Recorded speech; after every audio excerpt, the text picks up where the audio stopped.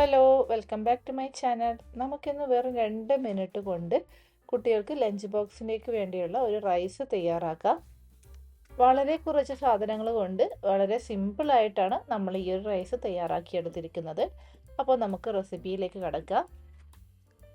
അപ്പോൾ ഇതിനായിട്ട് ഞാനിവിടെ 1.5 കപ്പ് ബസ്മതി റൈസ് വേവിച്ചെടുത്തിട്ടുണ്ട്. വേവിച്ച് കഴിഞ്ഞതിന് ശേഷമുള്ള അളവാണ് പറഞ്ഞത്. റൈസ് ഞാൻ ഒട്ടും തന്നെ ഉടഞ്ഞു പോകാത്ത രീതിയിൽ വേവിച്ചെടുത്തിട്ടുണ്ട്. ബസ്മതി റൈസ് ഇതുപോലെ ഉടഞ്ഞു പോകാത്ത രീതിയിൽ വേവിച്ചെടുക്കാൻ അറിയാത്തവരുണ്ടെങ്കിൽ കമൻറ്റ് ചെയ്താൽ മതി. അതിൻ്റെ റെസിപ്പി ഞാൻ വേറൊരു വീഡിയോയിൽ ഷെയർ ചെയ്യുന്നതായിരിക്കും.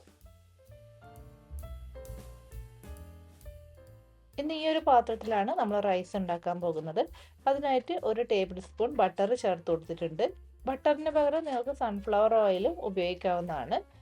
ഇതൊന്ന് ചൂടായി കഴിയുമ്പോൾ ഇതിലേക്ക് ഏകദേശം ഒരു 5 വെളുത്തുള്ളി അല്ലി ഇതുപോലെ ചെറുതായി അരിഞ്ഞത് ചേർത്ത് കൊടുത്തിട്ടുണ്ട്.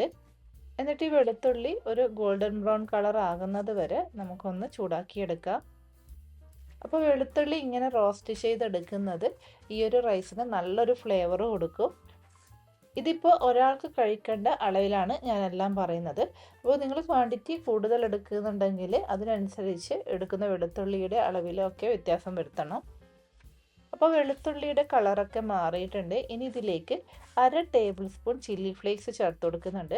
അതുപോലെ തന്നെ കുറച്ച് മല്ലിയില കൂടി ചേർത്ത് കൊടുക്കുന്നുണ്ട്. മല്ലിയില വളരെ കുറച്ച് എൻ്റെ കയ്യിൽ ഉണ്ടായിരുന്നുള്ളൂ.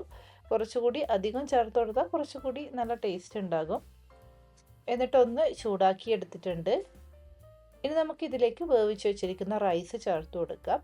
റൈസ് നമ്മൾ വേവിക്കുമ്പോൾ തന്നെ അതിൽ ഉപ്പൊക്കെ ചേർത്തിട്ടുണ്ട്. ഇനി ഈ റൈസ് നമുക്ക് നന്നായിട്ടൊന്ന് മിക്സ് ചെയ്ത് കൊടുക്കാം. ഈ ഒരു ചില്ലി ഫ്ലേക്സ് നിങ്ങൾക്ക് തന്നെ വീട്ടിലുണ്ടാക്കിയെടുക്കാൻ വേണ്ടി പറ്റും. നമ്മുടെ വറ്റൽമുളക് എടുത്ത് മിക്സിയുടെ ജാറിലിട്ട് ഒന്ന് കറക്കിയെടുത്താൽ മതി.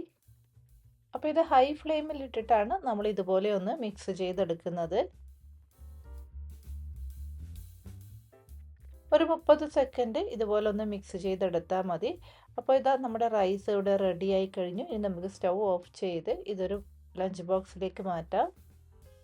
വളരെ സിമ്പിളല്ലേ ഈ ഒരു റൈസ് ഉണ്ടാക്കാൻ. നമ്മൾ അധിക സാധനങ്ങളൊന്നും ആഡ് ചെയ്തിട്ടില്ലെങ്കിലും ആ ഒരു ബട്ടറിൽ റോസ്റ്റ് ചെയ്തെടുത്ത ഗാർലിക്കിൻ്റെ ടേസ്റ്റ് ഈ ഒരു റൈസിന് നല്ലൊരു ഫ്ലേവർ കൊടുക്കും. അതുകൊണ്ട് തന്നെ കുട്ടികൾക്കൊക്കെ തീർച്ചയായിട്ടും ഈ ഒരു റൈസ് ഇഷ്ടപ്പെടും. അപ്പോൾ ഇത് റൈസ് നമ്മൾ ലഞ്ച് ബോക്സിലേക്ക് മാറ്റിയിട്ടുണ്ട്. ഇതിൻ്റെ കൂടെ കഴിക്കാൻ ഒരു മുട്ട പൊരിച്ചതോ അല്ലെങ്കിൽ ഒരു അച്ചാറോ ഒക്കെ മതി.